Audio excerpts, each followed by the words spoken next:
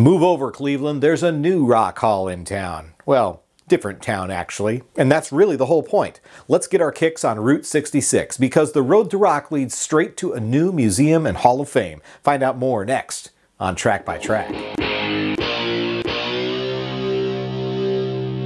Hey everybody, my name's Kyle and this is Track by Track, music reviews, news, and commentary. Thanks for tuning in today, and if this is your first time here, please take a second to click subscribe so that you won't miss future reviews and more. Everybody comes from somewhere, even rock stars. The home bases of some rock stars are very well known. Prince is from Minneapolis. Bruce Springsteen and John Bon Jovi are from New Jersey, of course. And there's no doubt that those states and towns are proud of the impact that those famous musicians have made on the world. Now, I'm not aware of any noteworthy acts that trace their origins to my hometown in central Illinois, but I don't have to go very far to follow in the footsteps of some well-known artists. Recently, I paid a visit to Dan Fogelberg's hometown of Peoria, Illinois, and I shared a video here on this channel about it. And if I make a 2-hour drive north to Chicago, the musical origins I could retrace there are almost endless. So with so many incredible and influential musical acts sharing their historic roots in the state of Illinois, it seems entirely appropriate to honor and celebrate those ties. That's where the new Illinois Rock and Roll Museum on Route 66 comes in. This new 3-story museum and performance space is still under construction in Joliet, Illinois, just south of Chicago, but will soon be home to exhibits honoring the musical legacy of so many acts that have at one point called Illinois home. Now, in that same spirit, the Illinois Rock and Roll Museum is kicking things off with their very own Hall of Fame, dedicated to those very musicians as well as the Illinois live music clubs, record labels, radio DJs, and more that have helped establish the state as one of the unsung bedrocks of rock and roll.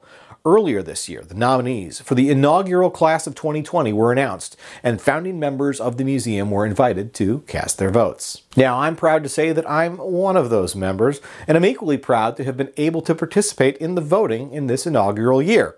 And let me tell you, it was a tough vote to cast. Take a look at this year's nominees. Voters were allowed to choose 3 acts from the performers list, and then 1 each for radio station, non-performer, clubs, and disc jockeys. As I considered this impressive list of performers, the challenge was to decide what approach I wanted to take with my vote. Should I pick favorites? Should I go with older acts over younger acts? Should I vote based on the larger span of each artist's influence? In the end, what I tried to do was to have my choices weighted more heavily on what I see as the most important factor in this particular Hall of Fame, and that's the impact that they had, first and foremost, on the state of Illinois. To that end, what I was looking for was artists that put this state or a city on the map. They made a name for themselves while also making a name for where they came from. And in addition to that, I wanted to be thinking about artists that didn't forget where they came from, artists that have made a habit of returning to their roots and continuing to contribute to the communities that raised and supported them in their earliest years. With all that in mind, I cast my votes, and on February 14th, the votes were tallied up and the official list of inductees for the class of 2020 was announced. Now, I won't tell you specifically who I voted for, but I will say that I was pleased to see 2 out of 3 of my selected performers made the cut. And who are those inductees? I'll run through each of the performers for you in just a minute, and I'll tell you a little bit about their ties to Illinois. But before we begin, let's quickly look at the eligibility requirements. What does it take to even be considered for nomination? Well, for starters, we're looking at names that got their start at least 25 years ago. That's a requirement that's right in line with what the Rock Hall in Cleveland expects too. But then there's the local angle. These acts must have ties to the state of Illinois, such as being born in the state, starting their careers here, being based here, or recording here. The Hall of Fame also takes into consideration the size of their touring region, longevity, number of recordings, and how the nominee has contributed to music in the state of Illinois.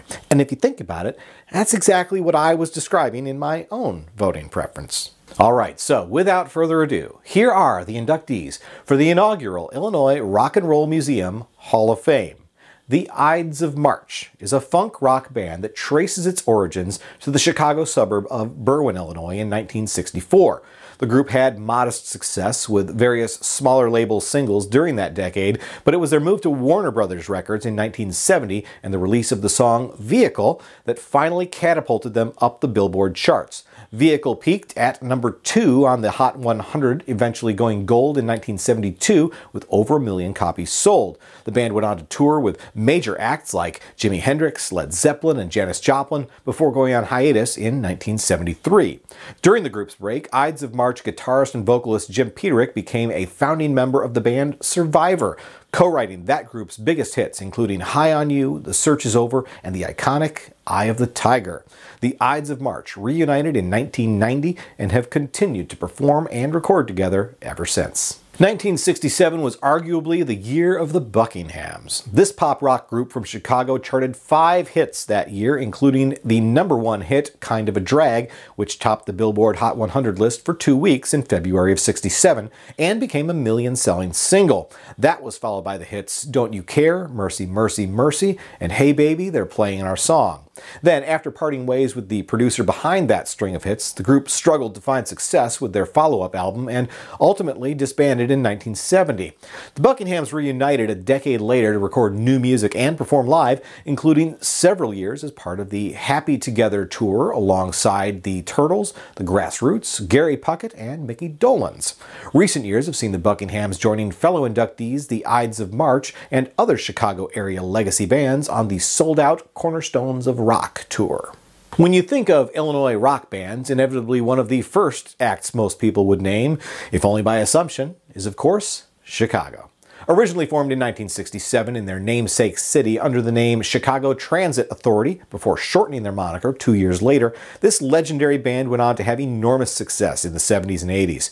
The band had the audacity to release a double album for their self-titled debut in 1969 and went on to chart 23 gold albums and 20 top 10 singles. Chicago was inducted into the Rock and Roll Hall of Fame in Cleveland in 2016 and earlier this year were given the Grammy Lifetime Achievement Award.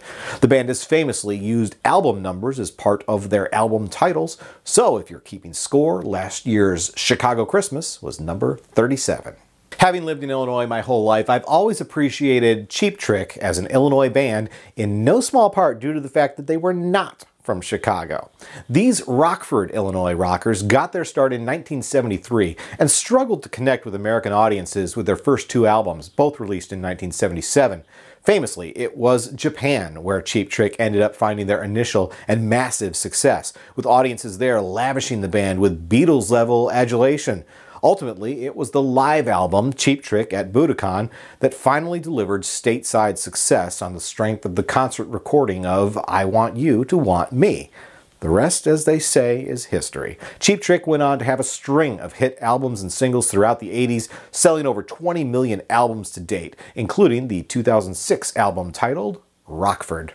Of all the acts being inducted this year, REO's Speedwagon is the one that's literally closest to home for me.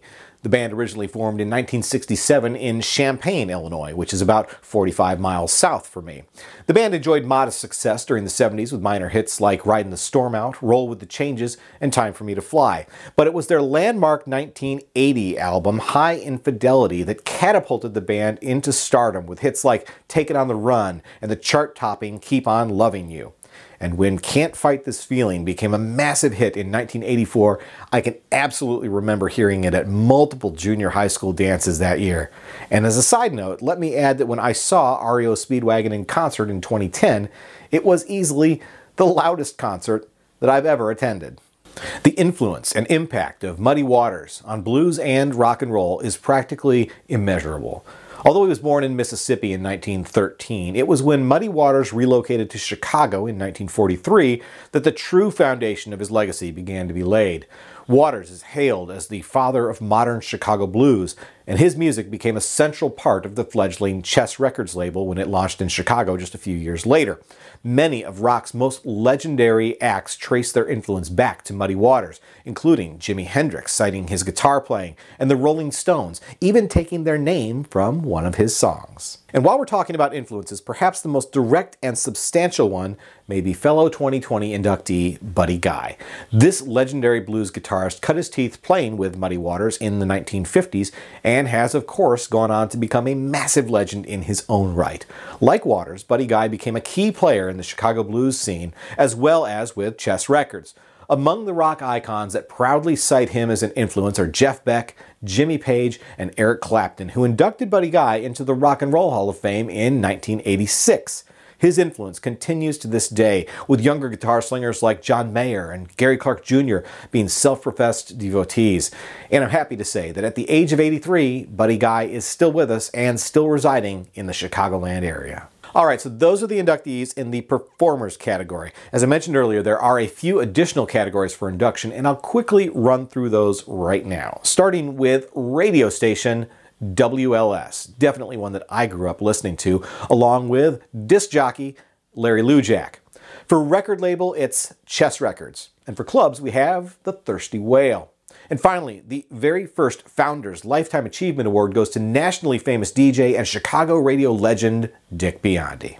So there you go. Not a bad list, right? I mean, even if you're not from Illinois, you probably assume the band Chicago had roots here. Buddy Guy and Muddy Waters are synonymous with Chicago blues, and WLS is perhaps one of the most famous AM radio stations of all time. Now, the formal induction ceremony will be held on March 29th at the Renaissance Center Ballroom in Joliet, and I'll do my best to be in attendance so that I can come back and share more with you about the event. Meanwhile, if you want to learn more about the Illinois Rock and Roll Museum on Route 66, or maybe even become a member, you can visit their website at roadtorock.org. Once again, my name's Kyle, and this has been Track by Track. If you like this video, please be sure to give it a thumbs up. Plus, check out some of these other videos below that I think you might also enjoy. And of course, be sure to click subscribe, because true music fans always want new releases the day they come out. Thanks for watching, and I'll see you next time.